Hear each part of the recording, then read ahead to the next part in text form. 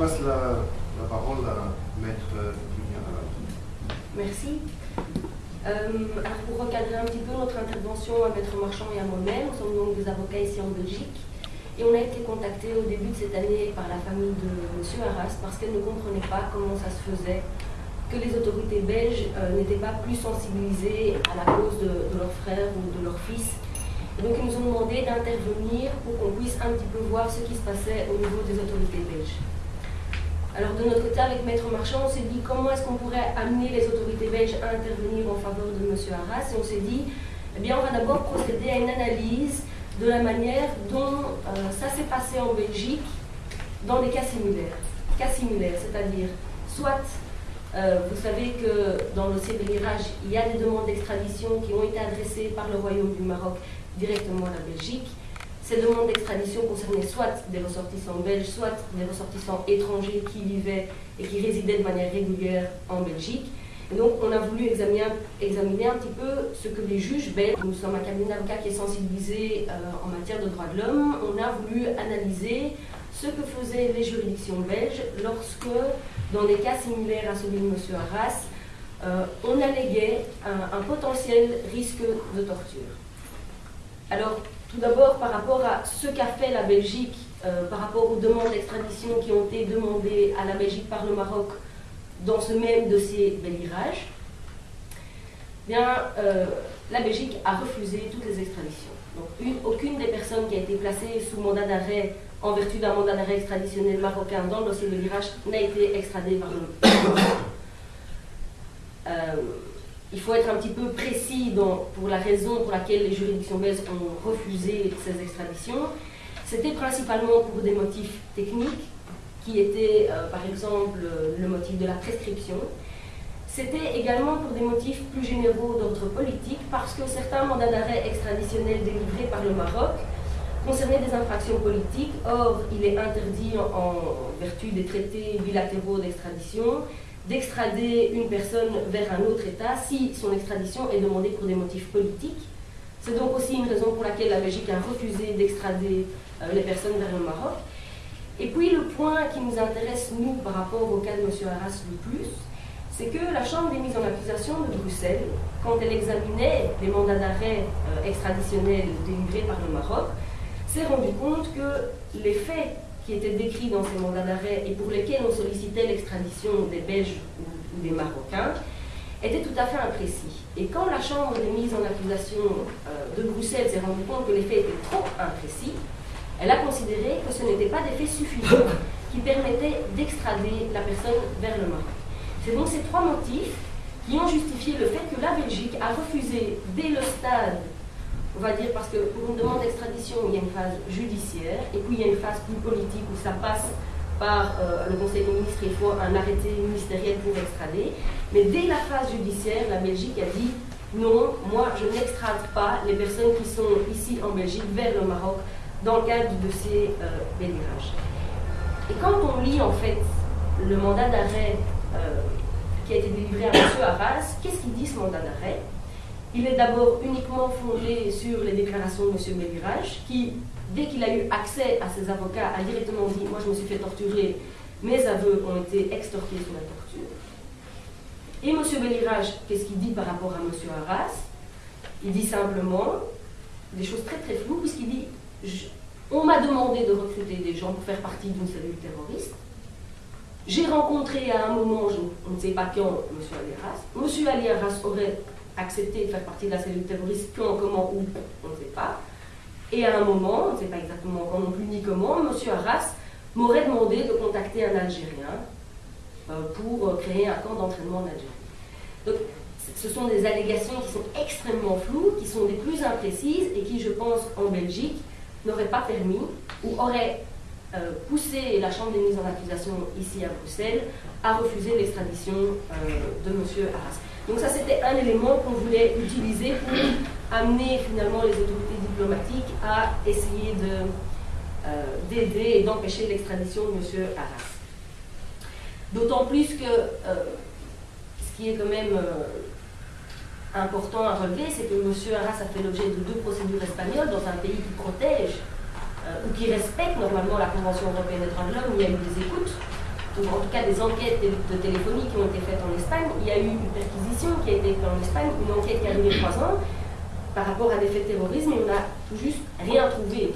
Donc quand on sait ce qui s'est passé en Espagne, que ça n'a abouti à rien, et qu'on voit les maigres éléments qui sont invoqués par le Maroc pour demander l'extradition de M. Arras, eh bien, on pense que la Chambre des ministres aurait refusé de demander l'exéquatur pour cette extradition. Et puis, on s'est également posé la question avec Maître Marchand du problème de la torture au Maroc.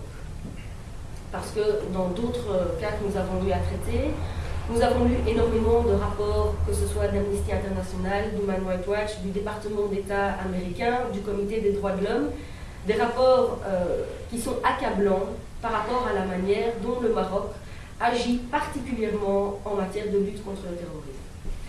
Il y a véritablement une pratique systématique de torture et de mauvais traitements au Maroc dans le cadre très précis de la lutte antiterroriste. Et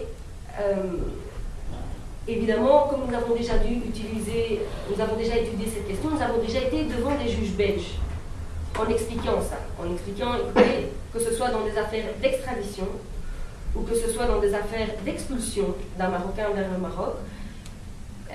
Le cas similaire, pour que vous compreniez bien, c'était donc des personnes qui ont été condamnées en Belgique, ici, pour des faits de terrorisme, et qui soit ensuite faisaient l'objet d'un mandat extraditionnel par les autorités marocaines, soit la Belgique voulait les expulser dans leur pays d'origine, le Maroc. Et nous avons donc dû aller devant le Conseil du contentieux des étrangers, mais également devant le Conseil d'État, pour expliquer qu'à notre sens, ce serait violer le droit de toute personne à son intégrité physique que de remettre ces personnes à l'État marocain. Pourquoi? Parce qu'il y a véritablement un risque très sérieux et très important que ces personnes fassent l'objet de torture si elles remettent un pied au Maroc. Mais également, dans le cas de M. Ali Arras, il y a un risque également extrêmement important qu'il fasse de toute façon l'objet d'un procès unique. Parce que le risque est qu'il soit jugé sur base d'éléments de preuve obtenus sur la torture. Et donc, quand on parle de torture au Maroc, il faut aussi savoir de quoi on parle. C'est des faits extrêmement graves, ce n'est pas une simple gifle dans un commissariat. Ce sont des placements en détention secrète dans des prisons à laquelle nul n'a accès pendant des semaines, en tout cas plusieurs jours. C'est des brûlures, c'est être pendu, c'est faire l'objet de quasi-noyades, c'est l'arrestation de proches placés dans des cellules à proximité de l'endroit où le principal intéressé est placé pour qu'il entende crier les membres de sa famille et pour que les membres de sa famille entendent ce qui se passe dans cette prison. Donc c'est vraiment, quand on parle de torture au Maroc, c'est que ce n'est pas la simple gifle, c'est vraiment des choses qui sont extrêmement graves, et c'est la raison pour laquelle nous sommes extrêmement inquiets de ce qui pourrait arriver à M. Arras si jamais il était remis aux autorités marocaines. Et pour vous dire ce qu'ont décidé les juridictions belges, elles ont été unanimes, que ce soit le Conseil du contentieux des étrangers, encore en mars 2010, c'est un refus de faire procéder à l'expulsion vers le Maroc, que ce soit le Conseil d'État encore en juillet 2010, non, enfin tout récemment, c'était plutôt en avril et en mai, le Conseil d'État a également refusé de procéder aux extraditions vers le Royaume du Maroc. Et donc avec ces éléments, nous avons décidé de nous tourner vers les autorités belges pour leur demander finalement d'intervenir en faveur de M. Arras, qui est un ressortissant belge qui, comme on vous l'a dit, a fait son service militaire, a vécu des années et des années ici en Belgique. Mais pour la suite, je vais passer la parole à M. Marchand. Merci.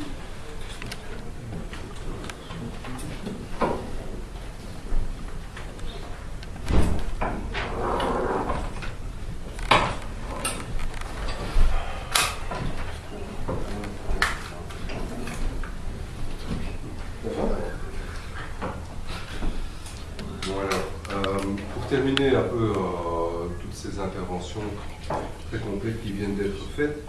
Je me souviens la première fois que j'ai entendu parler de cette affaire Ali Arras, je me suis dit mais c'est pas possible, encore cette affaire Belirage qui revient. Il y a déjà eu beaucoup d'affaires qui sont liées à Belirage. Je pensais qu'on en avait fini et que les autorités belges ici avaient finalement compris que cette affaire c'était une grosse mascarade, que tout le monde avait été torturé là-bas au Maroc, qu'il y avait un procès complètement équitable qui avait lieu, mais apparemment ce n'est pas du tout le cas. Alors j'étais très impressionné par le travail qui a été fait par notre confrère espagnols, M. Yaya et Maître Naïm. Il y a eu un travail extraordinaire à la fois, je dirais, un lobbying auprès des autorités espagnoles, mais aussi un travail judiciaire très impressionnant qui a été réalisé. Mais finalement, on se trouve à une situation maintenant où, du jour au lendemain, Ali Arras pourrait être transféré au Maroc parce que les juridictions espagnoles n'ont pas empêché cette extradition. Alors, ça me fait penser un peu à la situation qu'on a vécue il y a 1 an ou 2 en Belgique, où finalement, très alerté, comme Maître Alamat l'a expliqué, par rapport à la situation de la torture au Maroc, qui moi me semble d'une évidence et d'une horreur totale. À un moment donné, au début, on a perdu les procès ici en Belgique, à un point tel qu'à un moment donné, j'avais tellement peur que les clients soient expulsés qu'on a imaginé faire de la résistance, c'est-à-dire aller stopper les fourgons de police qui les emmenaient vers l'aéroport pour éviter qu'ils soient transportés au Maroc. Et finalement, on a été très heureux parce que les juridictions nous ont donné raison. Et donc, on n'a pas dû résister physiquement, j'ai envie de dire, mais uniquement juridiquement par rapport à ces attitudes de l'État belge qui sont inqualifiables. Et on pensait que c'était fini, que l'État belge avait compris. Mais apparemment, dans l'affaire Ali Arras, l'État belge n'a pas encore compris la situation réelle qui est au Maroc, et on ne comprend pas pourquoi. Je dirais, c'était au mois de juin, il y a encore eu une petite affaire liée à cette affaire Bélirage, qui est l'épouse d'un citoyen qui est arrêté au Maroc et condamné dans l'affaire Bélirage, complice de Bélirage, qui se rend au Maroc, qui se fait arrêter, qui disparaît. On a directement alerté les autorités belges qui se sont bougées, parce qu'elles sont au courant de la situation, qui se sont bougées, et quelques jours après, cette personne a réapparu, en bonne santé, heureusement, parce que les autorités belges s'étaient bougées. Ici, les autorités belges ne se bougent pas, et je dirais même plus, elles nous mènent en bateau. Quand on téléphone, alors ce qu'on fait dans plein de dossiers, aux affaires étrangères, pour savoir, tiens, qui traite ce dossier de M. Ali Arras. Alors on a une première personne qui dit, ah mais c'est pas moi qui traite le dossier. On va l'appeler Madame C. Madame C dit, ah c'est pas moi qui traite le dossier, il faut prendre contact avec un autre service. Si on prend contact avec le service, une coopération judiciaire, qui nous dit, non, il faut prendre contact avec le ministre des Affaires étrangères. On prend contact avec le ministre des Affaires étrangères, il nous dit, ah non, il faut prendre contact avec Madame C. Donc on nous mène en bateau sans nous dire exactement qui est la personne qui traite le dossier. Finalement, quand on a quelqu'un, le ministre nous dit, ah mais en fait c'est Madame C en question qui traite le dossier, donc je l'appelle encore hier en disant, c'est vous qui traitez le dossier. Non, je ne le traite pas, mais si vous le traitez, le ministre dit que vous le traitez. Oui, en fait je traite ce dossier. Je dis, bien alors vous allez réagir, vous allez faire quelque chose. On ne demande pas que la Belgique fasse une protestation, on demande simplement que la Belgique informe des décisions judiciaires belges, telles que Maître Alamat les a décrites, dans le même type d'affaires concernant la torture, et de dire je suis inquiet par rapport à M. Ali Arras, je ne voudrais pas qu'il soit transféré vers le Maroc, et c'est un citoyen belge qui mérite une protection. C'est tout ce qu'on demande, une petite lettre, une note verbale, un mot diplomatique. On ne demande pas une intervention, je dirais, que le ministre lui-même se rende en Espagne. Bon, on sait bien que ça va se passer comme ça, mais juste simplement attirer l'attention des autorités espagnoles. Les autorités belges ne le font pas. Alors je ne sais pas pourquoi. Je ne sais pas pourquoi. Ça me semble tout à fait étonnant. J'espère que leur position va bientôt changer. Je suis très content qu'on ait cette conférence de presse aujourd'hui pour alerter et pour dire qu'il y a un véritable problème et la Belgique ne fait rien. Je suis très content de rencontrer nos collègues espagnols parce que on va collaborer maintenant, à la fois recevoir des informations et pouvoir échanger les informations, et on envisage de faire des procédures, à la fois à l'égard de l'État belge, mais aussi à l'égard de l'État espagnol, par rapport à leur inaction coupable dans ce dossier. Il y a des obligations internationales, le droit international et la Convention contre la torture obligent les États à agir. C'est pas qu'ils peuvent dire ah non, nous on le fait. Non, ils sont obligés d'agir, obligés d'empêcher la torture si c'est possible. Et nous espérons que cette collaboration soit fructueuse très prochaine. Merci. Merci, Maître Marchand. Ben voilà.